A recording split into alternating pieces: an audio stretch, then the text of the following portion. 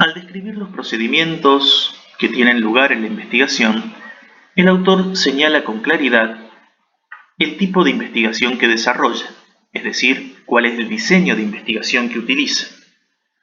Observen que comienza señalando que se trata de un experimento de lectura. Dentro de los posibles diseños de investigación, los diseños bibliográficos y los de campo, aquí estamos frente a un diseño de campo, y dentro de las posibilidades de diseños de campo, desde los múltiples tipos de diseño, aquí lo que tenemos es un diseño experimental. Señala quienes constituyen el grupo experimental. Al utilizar este término lo distingue del grupo de control. El grupo experimental es el que recibe el estímulo experimental. ¿Cuál es aquí el que recibe el estímulo experimental? El grupo de alumnos que va a leer el texto en un soporte hipermedial. Ese sería el estímulo experimental. Y se diferencia del resto del grupo, que sería considerado grupo de control. El grupo de control es el que va a leer el texto en un formato impreso. ¿Para qué se realiza esto? Para poder comparar los resultados entre el grupo experimental y el grupo de control, entre quienes leen el texto en formato hipermedial y quienes lo leen en formato impreso.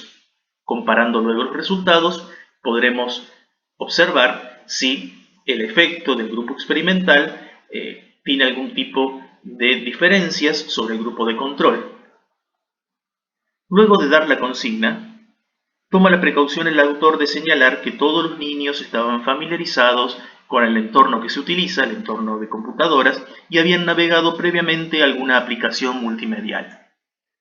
Aquí lo que tenemos es, básicamente, el señalamiento de que se trabaja con una variable controlada.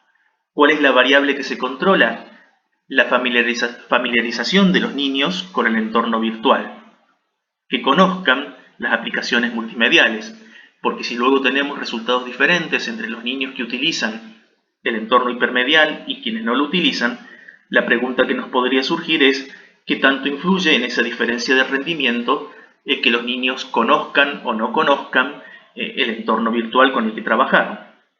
Para poder descartar esa posibilidad, para que no cree interferencias dentro del diseño de investigación, se controla la variable.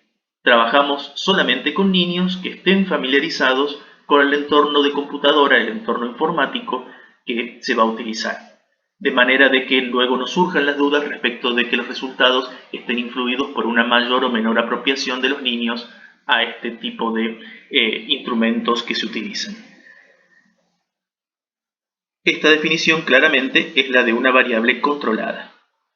Se describe luego con profundidad las consignas y los procedimientos que se utilizaron con cada uno de los grupos, el tiempo de lectura que se les señaló, que se utilizó una actividad distractora que después se les pidió a los niños, que en una hoja escribieran todo lo que recordaran del texto utilizando frases completas, que no hubo limitaciones de tiempo. Insistimos en que, al haber señalado el método y los procedimientos, están las posibilidades de replicar esta investigación por parte de otros investigadores, porque se detalla la misma de una manera muy precisa y eso es muy adecuado. Aquí se señala cuáles son las actividades que lleva adelante el grupo de control. Como decíamos, es el grupo que va a leer el texto en una versión impresa del mismo tema. Se les instruye que lo lean, se les realiza la misma actividad de distracción, se les da el mismo tipo de consigna al momento de entregarles una hoja en blanco con la instrucción de que escribieran todo lo que recordaran del texto que habían leído, sin restricciones de tiempo. Una vez que se termina de describir de manera completa los procedimientos que se llevaron adelante con los dos grupos, el experimental y el de control, el autor señala cuáles son los instrumentos con los cuales se evaluaron esos datos y se corrigieron, es decir, se corrigieron las producciones de los niños en esas hojas en blanco, todo lo que ellos recordaban de lo que habían leído. Para esto, fíjense que señala la idea de disponer de un criterio objetivo con el cual analizar y evaluar los resultados. Está la pretensión de objetividad, otro de los elementos que señalábamos respecto de las características del conocimiento científico. Para tratar de ser objetivo y tomar una medida objetiva de evaluación, lo que se hizo fue entregar el texto a un grupo de 6 lectores expertos, que eran profesores universitarios, para que ellos separaran la información entre lo que consideraban ideas principales e ideas secundarias. Lo hicieron utilizando una escala de 1 a 5, donde ponían distintas valoraciones de acuerdo a la importancia de las ideas. De esa manera se podía analizar el texto señalando cuáles eran las ideas principales y secundarias a través de el aporte de otros 6 investigadores que daban sus propias opiniones sobre el tema. Señala que calculó la mediana de los puntajes otorgados para poder definir la importancia de cada una de las ideas del texto. Van a encontrar más adelante la definición de lo que es una mediana, una expresión de tendencia central similar a la de una media, a la de un promedio. Se dice que una vez que se contó con esta categorización de las ideas entre ideas principales y secundarias, la corrección de los resúmenes fue realizada independientemente por el investigador y otro docente universitario especialista en el área, utilizando estos inventarios de ideas importantes y detalles producidos por los lectores expertos. Cuando había alguna discrepancia entre la evaluación que llevaba adelante el investigador principal y su colega al cual le había pedido colaboración, que dice que resultó prácticamente en el 10% de los casos, señala la proporción en las cuales hubo discrepancia, donde alguien tenía un criterio. Todas las pruebas fueron corregidas por ambos para mejorar la objetividad, y donde había discrepancias en lo que había corregido uno y otro, se llegaba a un análisis conjunto para dar una respuesta a través de un acuerdo entre ambos. Es decir, a los fines de mejorar las pretensiones de objetividad de la corrección, se recurre a otros expertos, tanto para definir cuáles son ideas principales y cuáles son secundarias o detalles, o como para corregir específicamente las producciones. No lo hace un solo investigador, sino que lo hacen el investigador principal auxiliado con otro colega que pueda ir corroborando su propio criterio. A continuación se presentan los resultados. Van a observar en esta investigación, como en otras que podamos trabajar en el aula virtual o con las que ustedes puedan encontrar en distintas fuentes, en bibliotecas o en bibliotecas, digamos, de textos impresos o también bibliotecas digitales, van a encontrar muchas veces, como en este caso, algunas fórmulas. Cuando estas fórmulas tengan que ver con procedimientos que no hemos trabajado en la cátedra, no se preocupen, pueden trabajar con esas investigaciones, aunque no lleguen a comprender en profundidad lo que esas fórmulas significan.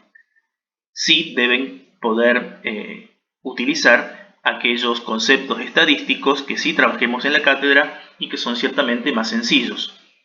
Estoy refiriéndome a los términos media, mediana, número total de casos, porcentajes.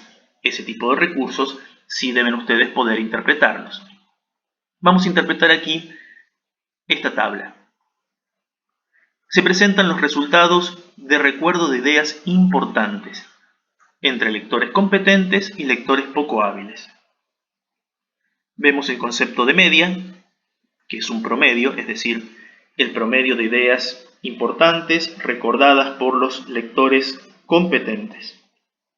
¿Cuántas ideas importantes recordaron los lectores competentes que utilizaron el texto hipermedial?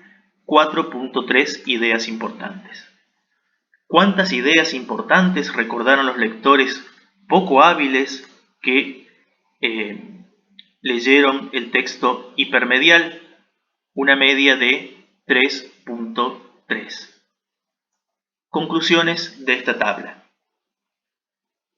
Los lectores que leyeron ideas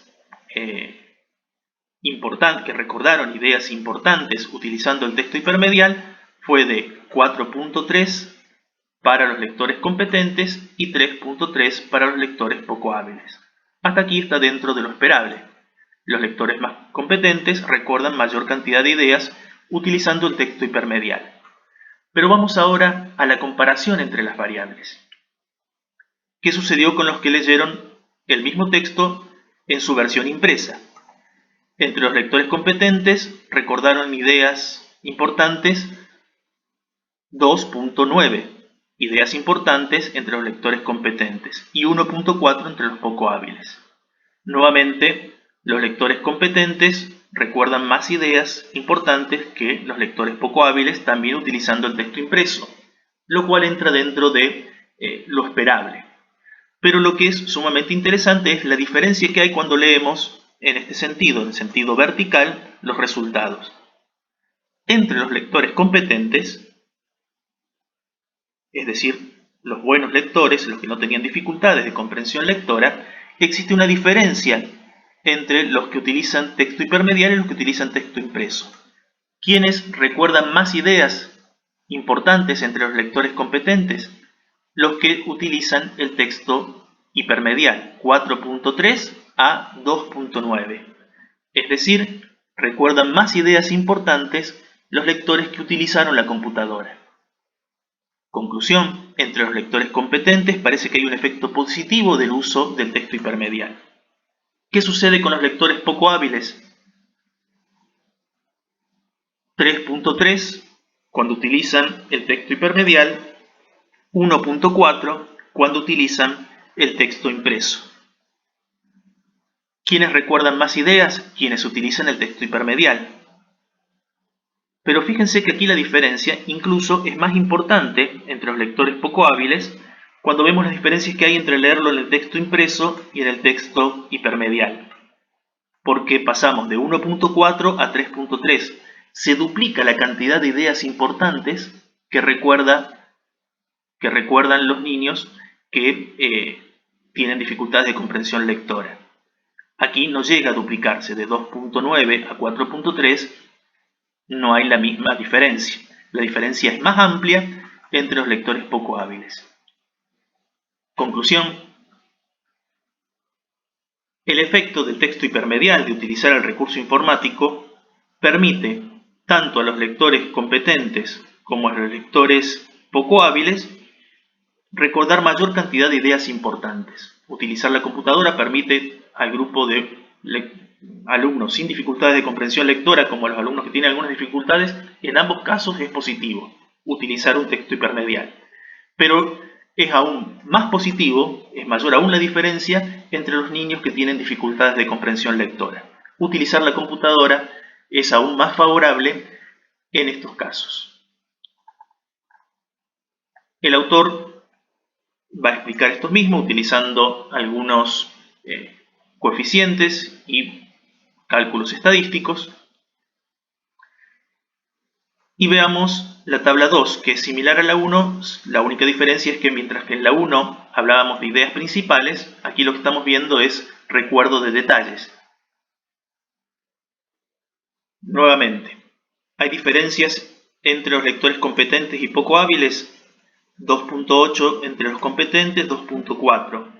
La diferencia no pareciera ser importante. 2.8 cuando utilizan texto impreso, 1.9. Entra dentro de lo esperable. Los lectores competentes recuerdan más detalles que los poco hábiles cuando utilizan textos impresos. Pero volvamos al análisis comparando las dos variables. Comparando específicamente la utilización de texto hipermedial o texto impreso. Cuando tomamos los lectores competentes, vemos que la capacidad de recuerdos de detalles es exactamente la misma, utilizando texto hipermedial o texto impreso, 2.8 para texto hipermedial y 2.8 para texto impreso. Es decir, utilizar o no la computadora pareciera que no tiene efecto para el recuerdo de detalles por parte de este grupo de niños. Ahora, esto vale cuando trabajamos con lectores competentes, con lectores que no tienen dificultades de comprensión. En cambio, cuando trabajamos con niños que tienen dificultades de comprensión lectora, lo que califica la investigación como lectores poco hábiles, vemos que sí hay diferencia. Mientras que en los competentes no las había porque era 2.8 y 2.8, aquí hay una leve diferencia a favor de los niños que utilizaron el texto hipermedial. ¿Qué podemos concluir? Que en la lectura en el recuerdo de detalles, utilizar un texto hipermedial no tiene efectos sobre los niños que no tienen dificultades lectoras, pero tiene un efecto leve sobre los lectores poco hábiles. Conclusiones aún más generales. La utilización del recurso hipermedial es tanto útil para el recuerdo de ideas importantes como para el recuerdo de detalles. En ambos casos resulta útil para todos los grupos de niños, pero es aún más importante, más útil, para los niños que tienen dificultades de comprensión lectora. Y su efecto es mayor en el recuerdo de ideas importantes que en el recuerdo de detalles. Estas conclusiones ustedes las van a ver descritas, pueden leerlo con detenimiento, en la parte del texto que justamente el autor describe como análisis y conclusiones. Esto mismo que acabo de explicar, en base a las tablas, el autor va a resumirlo en el último apartado de su trabajo.